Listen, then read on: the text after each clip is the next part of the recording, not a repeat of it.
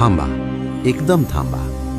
तुम्ही शेती करता, पण तुमच्या शेतीतला सगळ्यात मोठा व्यवहार तुम्हाला माहीतच नाही, आणि तो व्यवहार होतो मातीखाली.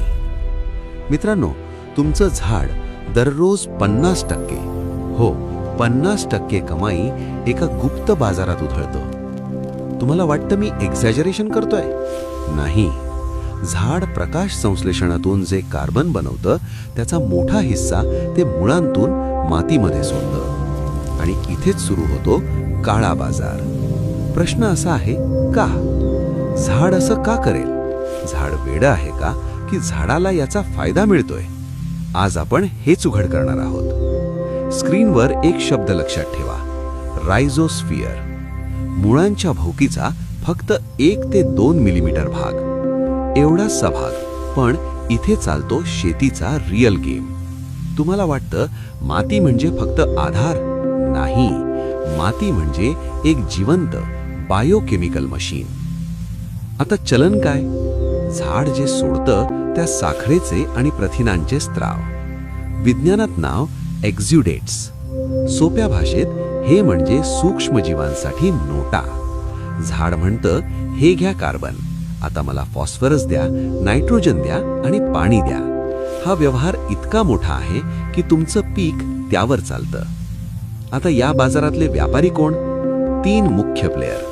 पहिला, फायदेशीर बॅक्टेरिया. हे मुळांभोवती बायोफिल्म बनवतात, म्हणजे सुरक्षा कवच. दुसरा, मायकोरायझा बुरशी.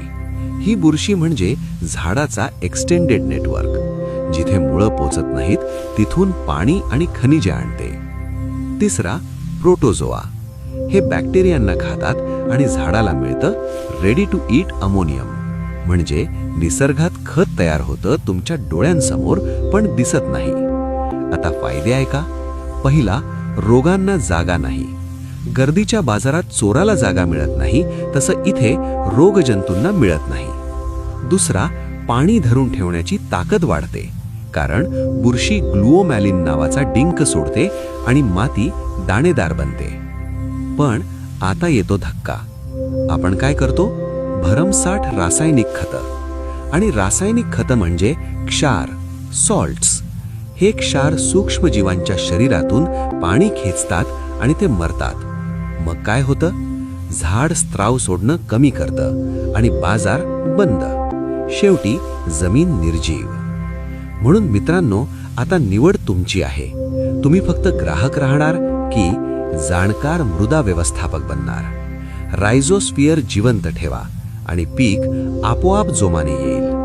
ही माहिती उपयोगाची वाटली तर व्हिडिओ शेअर करा आणि कमेंटमध्ये सांगा, तुम्हाला हा अदृश्य बाजार पुन्हा जिवंत करायचाय का? सबस्क्राईब करा. भेटूया पुढच्या व्हिडिओमध्ये. धन्यवाद.